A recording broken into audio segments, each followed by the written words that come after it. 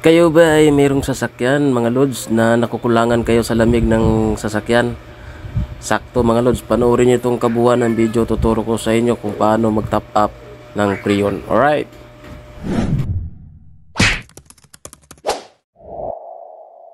Ang pa-top up ng Freon. Ito yung Freon ko, R134, at ito naman yung gamit ko para makapag-top up ng Freon. So, sisit up ko na to. So, sisit up na natin yung yung Freon. So, paano ba mag-top up ng Freon? Ito yung tinatawag na high pressure. Dito mo makikita kung maganda yung gana ng compressor mo. And then, siyempre tatanggalin ko yan. Ito naman yun dito sa may kabila. Ito yung low pressure. Yan. Ito yung low pressure. Dito ka magdagdag ng Freon. So, yung meron naman tatak low and high. Yun. So, itong low pressure, ito yung kulay. Yan. Itong hose na to. Tapos may yan. I-tap natin dito sa may wala pag-ahawak ng camera. Ito yung next, yung high pressure.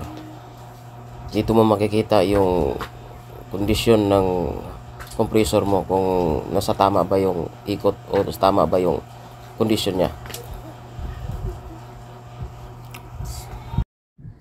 So, bago ka magdagdag ng Freon, bago mo buksan to, pasingawin mo muna to kasi para pure Freon lang yung papasok sa sasakyan, hindi yung may kasamang hangin. So, pag pinasingaw ko to, lalabas yung Freon dito. So, may katigasan.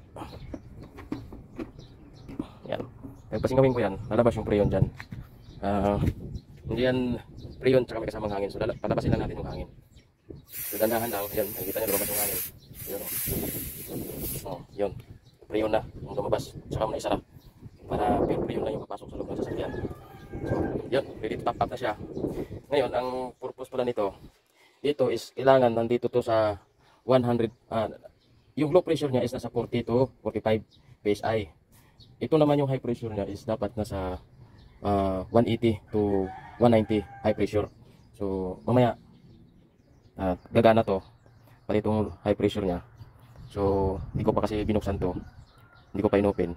Magiging kailangan ma-hit mo yung 40. So, ngayon nasa ano lang siya ngayon. Magkano lang to ngayon? Nasa 30. So, kulang siya ng 10 PSI. So, nagbawas siya ng, kaya hindi masyadong ganun kalamig dahil nagbawas siya ng Freon. So, siyempre sa katagalan na rin. Or, actually, niligtest ko na to. Meron lang ako napansin na maliit na butas na parang buhok lang.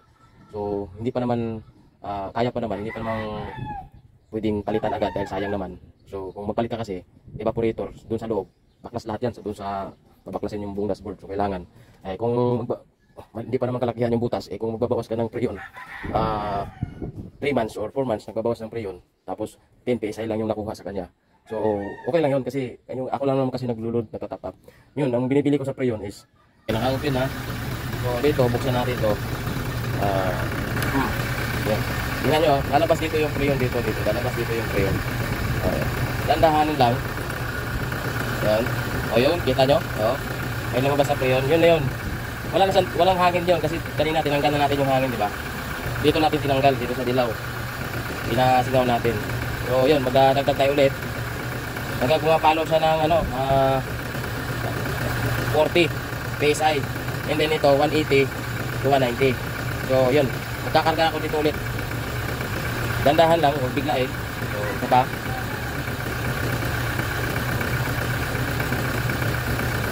Hindi siya continue ha. Kumbaga stop lang din siya.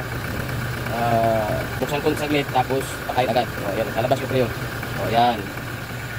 Okay, kita tayo tignan natin yung lamig. Ngayon, dito naman yung compressor. Kagana yung compressor yan. Ayun. Ayan ang compressor. Yung nakikita mo yan.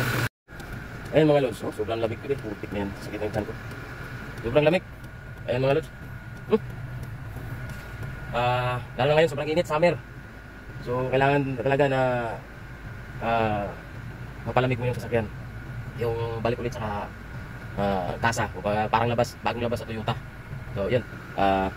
Malamig naman siya. Yun nga lang, hindi ako komportable sa lamig. Kumbaga, may kulang kaya nagdagdag ako ng Freon.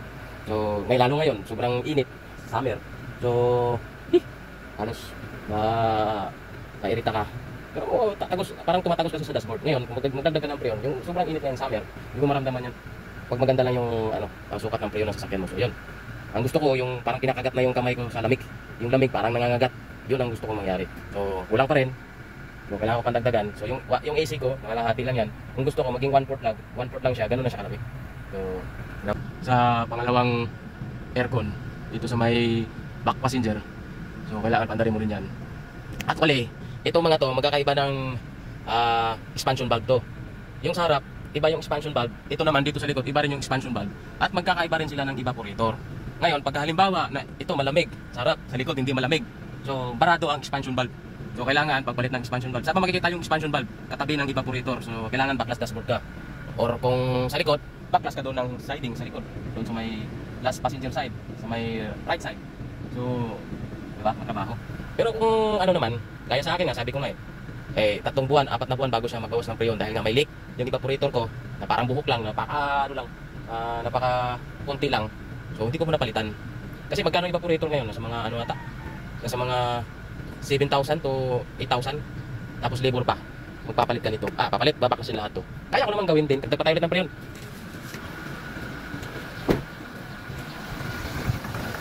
Aray! Preyon ba yan?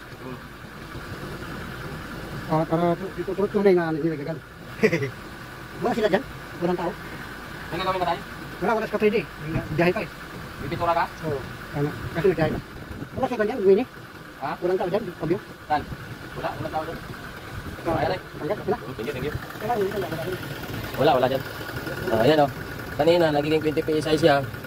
Ngayon, nasa 35 PSI na siya. So, 5 PSI na lang kulang. Ito, nung pumapalo yung compressor, nag-automatic, pumapalo rin siya ng 180 PSI. So, good na yung high pressure. Yung low pressure na lang yung dagdagan pa natin konti. So, maya na lang. Ano mo na, magkadahan lang, hindi yung mabilisan para maganda yung gawa. Ngayon, habang nagtatap up tayo ng preyon, i-revolution nyo yung sasakyan. Yung tamang revolution lang, na-steady mo lang ng 1,000 RPM. So, ito yung RPM niya para mabilis niya ma-hit yung lamig sa loob. Ngayon, pag na-hit niya ng lamig sa loob, mag-i-stop yung compressor. Tapos pag nagbabawas, pag hindi niya na ma-hit yung ulit yung lamig ng sa loob, saka mag-automatic ulit yung compressor. So ito, para mas mabilisan, mag-apak ako ng RPM ng 1,000 para mabilis siyang lumamig o ma-hit yung lamig. Ayan na. Medyo na-hit ko na yung lamig. Ayan. Yung parang kinakagat yung balat mo sa buga ng aircon. So yan ang gusto ko. So hit ko na yung lamig. Sana may natutunan kayo sa mga